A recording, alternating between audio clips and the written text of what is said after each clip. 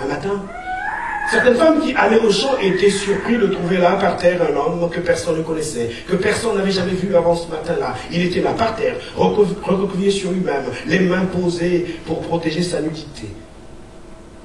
Or, il protégeait sa canne à pêche et ses 2 cochonnets qui, ma foi, croyez-moi, étaient plus volumineux que les cochonnets ordinaires. 10 ans. Ce matin-là, Pemba a accompagné sa mère au champ. Sur leur chemin, ils ont croisé un homme qui devait avoir une cinquantaine de lui, 50 ans.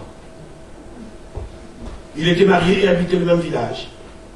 Le monsieur les a salués respectueusement en passant. Et quand ce dernier a disparu entre les arbres, la mère de Pemba, avec un sourire aux lèvres, a regardé sa fille et lui a dit « C'est lui. » Lui qui? C'est lui ton promis. Hein? C'est lui que ton père a choisi pour être ton homme parmi tous les hommes qui ont demandé ta main. 12 ans. 12 ans, c'est l'âge où son corps a commencé à présenter quelques signes de développement. 12 ans, c'est l'âge où ses fesses ont commencé à se rebondir. 12 ans, c'est l'âge où sa poitrine innocente et naïve en fait apparaître 2 petites clémentines. 12 ans, c'est l'âge où son sourire maquillait sa tristesse, grimait ses interrogations.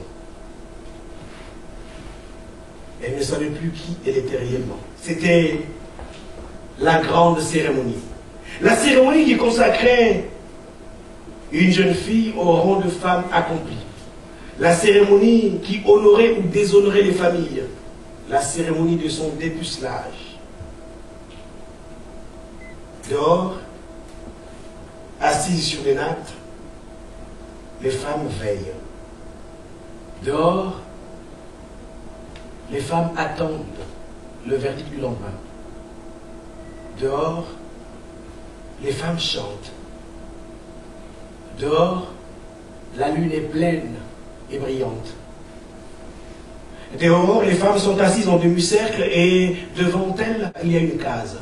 Et dans cette case, il y a Pemba et Ngoï pour leur nuit de noces. Le lendemain matin, Ngoï est sorti sans laisser transparaître une émotion sur son visage comme le veut la coutume. Ce qui se passe dans une case reste dans une case. Une des femmes s'est précipitée et allée dans la case. Elle a trouvé là Pemba qui était assise sur son grabat, ses mains couvrant son visage honteux. Elle s'est arrêtée, s'est retrouvée vers les autres femmes. La mère de Pemba a imaginé son déshonneur et surtout le déshonneur de son mari. Elle s'est précipitée, a pris sa fille dans ses bras et ses yeux désespérés ont vu quelque chose dans le dos de sa fille. Un peu plus loin, au centre du tissu blanc, il y avait ce que tout le monde voulait savoir, ce que tout le monde voulait voir. Il y avait une tache de sang.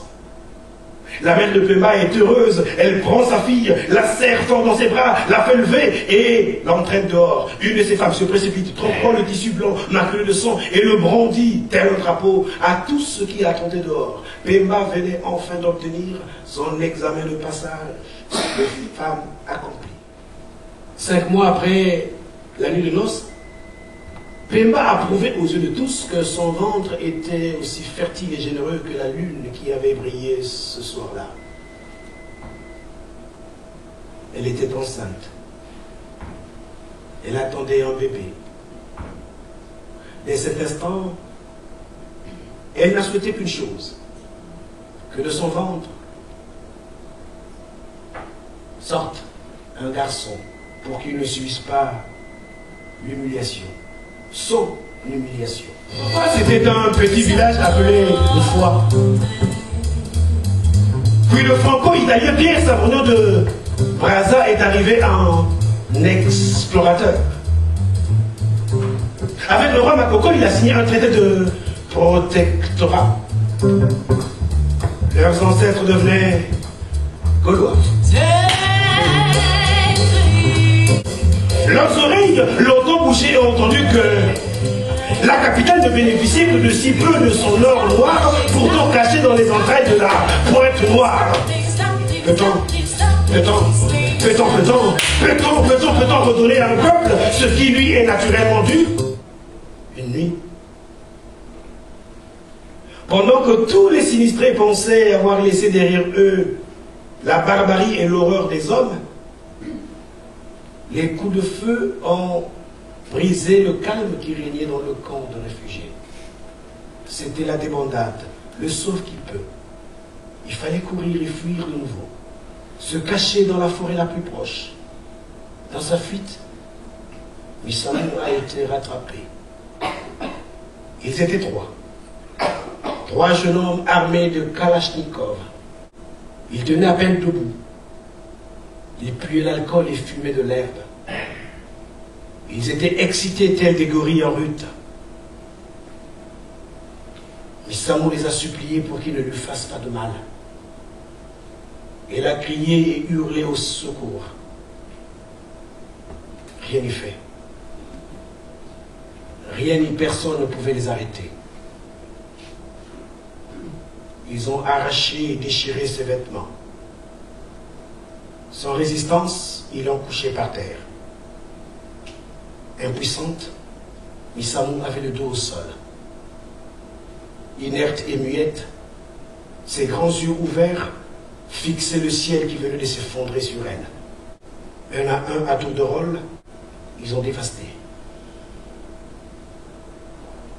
Ravi ce qu'elle avait de plus cher. Sa pureté, son innocence, son jardin secret. Après leur forfait, ils l'ont abandonné là, seul face à son destin brisé, dans la sueur de leurs urines, les crachats, de la morve qui coulait du nez de Missamou, et les larmes perlaient sur ses joues.